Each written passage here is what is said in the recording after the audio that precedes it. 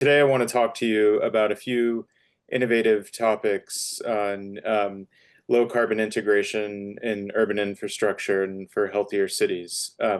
So we're focused on three main areas. One is planning for low carbon, healthy, resilient energy infrastructure. Specifically, some of the technologies that we've focused on include distributed solar energy and the integration of electric vehicles into the grid. We're looking at that from a variety of perspectives, including cost, sustainability, systems integration, climate, and public health. And what are some of the policy drivers to allow emerging technologies to scale up for both decarbonization and a just transition? On the right, I've shown a map of different large-scale hydropower dams that are being planned along the Mekong River, and part of our interest is identifying alternative energy strategies to reduce the need to build new dams that would impact river systems. People that are living downstream require water for agriculture along the river, and meet different energy needs. And at the same time, there are major challenges facing the globe related to climate change, especially from fossil fuel use and combustion. So one major strategy in my research and thinking about how to actually implement low carbon integration in urban infrastructure is really thinking the reliance on fossil fuels and trying to understand the feasibility and transition to move away from fossil fuels to use cleaner fuels that could have effects on air pollution, improve public health, and address some of the different inequities that arise as a result of these challenges. So, one area of climate change that I'm particularly interested in is the increase in heat, especially in urban areas. And so these extreme heat events can really cause strain for the electric grid and also different health impacts for different populations. For instance, just from heat stress alone, there are known cardiopulmonary risks. Heat stress and heat-related mortality has led to more deaths recorded globally than other severe weather events, and a lot of the challenges with improving our adaptation to extreme heat events is the design of buildings that have potentially poor ventilation and or are pipeline gas fossil fuel pipeline networks that can pose safety risks for different buildings. So what are some of the potential solutions to reduce this health risk, and are interventions worth examining? Well, there are now new efficient electric heat pumps that could potentially replace fossil fuel-based natural gas furnaces in the United States and other locations around the world.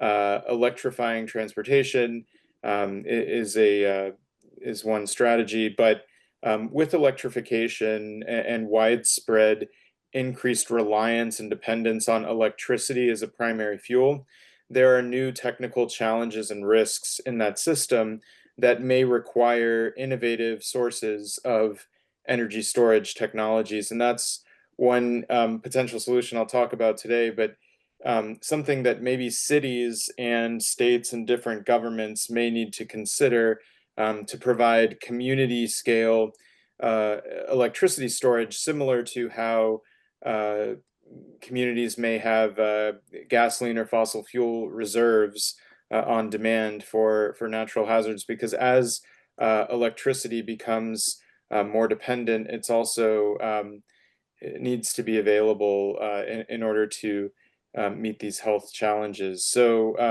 a few emerging technologies that I'm particularly interested in are electric school buses, the long duration flow batteries. They could be of different chemistry types, vanadium redox flow batteries, and some of the zinc and iron flow batteries are particularly of interest.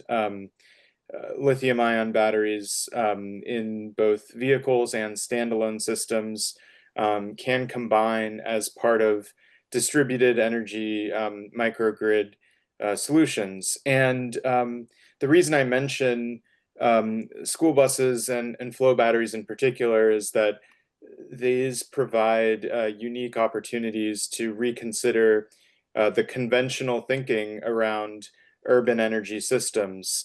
Um, Electric school buses have large battery capacities, and oftentimes school buses are parked idly during weekends and times when they're not moving children to classes. Also, school buses notoriously have large diesel emissions, which can impact children's health and air pollution, which is another reason why exploring the viability of electric school buses may be of interest. And just as a sample, my group has looked into the operational grid and environmental impacts for electrifying school buses across North Carolina. And though this is a modeling study that examines the technical potential and environmental impacts, we estimated that greater than 2.4 gigawatt hours of electricity storage at during peak times during the day and during the winter season could actually avoid more than 1,100 tons of CO2 daily in North Carolina alone. And it provides a unique opportunity to explore for other urban areas around the world. The typical battery capacity of an electric school bus um, could be connected in a smart and coordinated way to with other buses and used as a large scale battery. And in North Carolina, for instance, we've experienced a transition where the peak power demand has shifted from the summertime to wintertime. And this has led to a lot of challenges in meeting the peak electricity demand as more sectors like heating and transportation become electrified. As uh, temperatures are rising, that may place a more emphasis on finding solutions to reduce peak electricity demand during these periods. And that's where energy storage could come in as a potential solution because currently, the way that peak power demand is met in North Carolina and many other places in the US and around the world is through natural gas peaker plants or combustion turbines, which have a much higher particulate matter emission and also contribute more to climate change because they're much less efficient than a combined cycle natural gas power plant.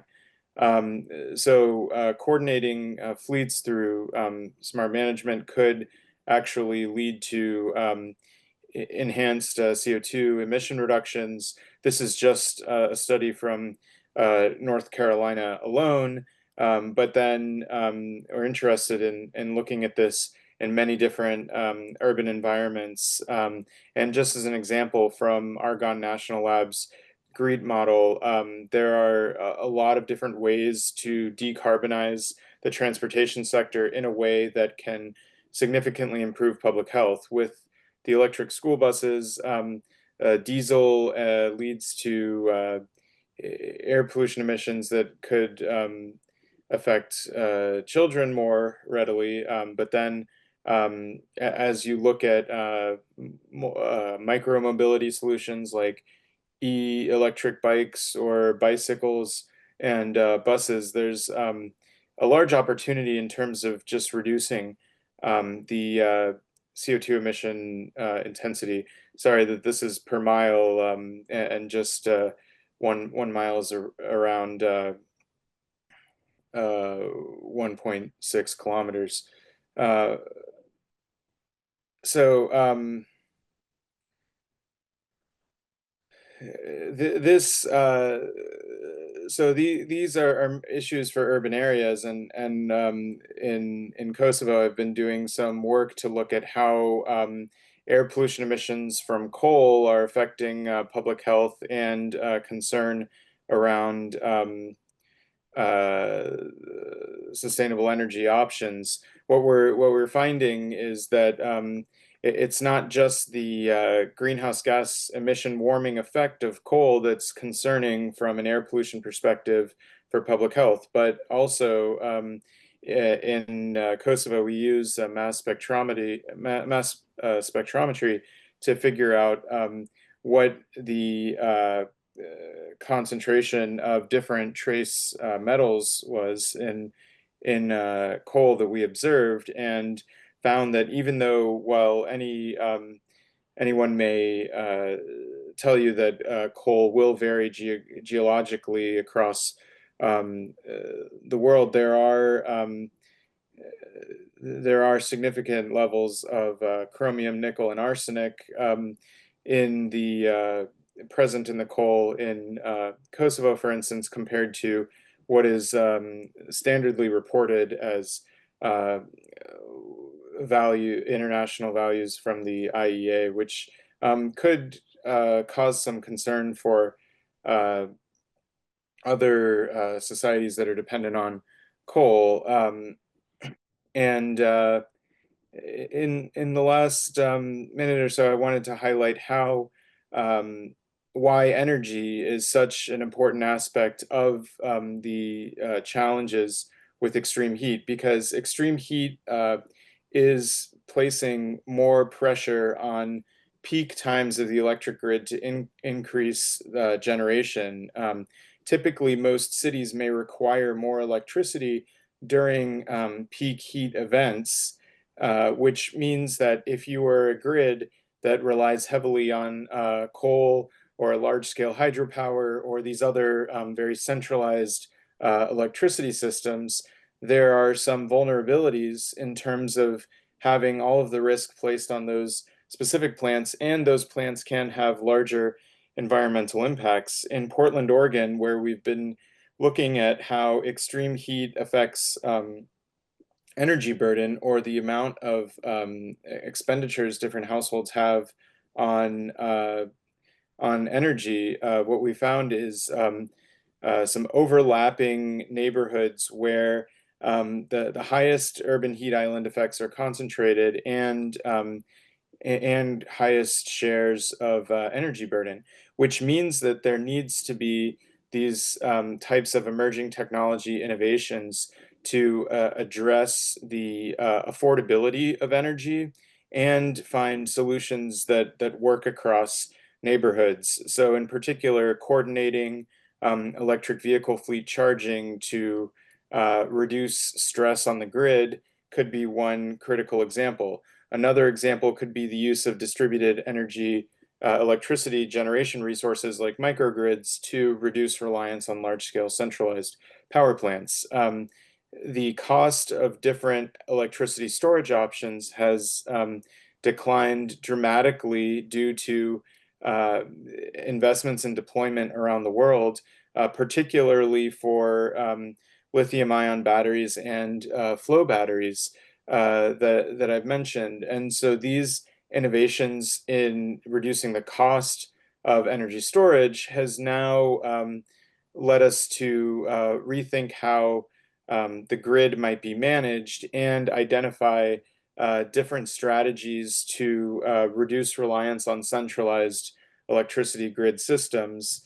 And I think that in particular for cities around the world, exploring the use of renewable focused microgrids in distributed urban areas could be a potential solution and way to address some of the health risks associated with extreme heat events, because microgrids offer a demand side response solution to be able to shift the timing of peak electricity generation and potentially reduce the reliance on fossil fuels that is causing major health burdens due to air pollution around the world. So thank you very much for listening to my presentation, and I would look forward to collaborating with anyone or talking with you more, especially on the topics of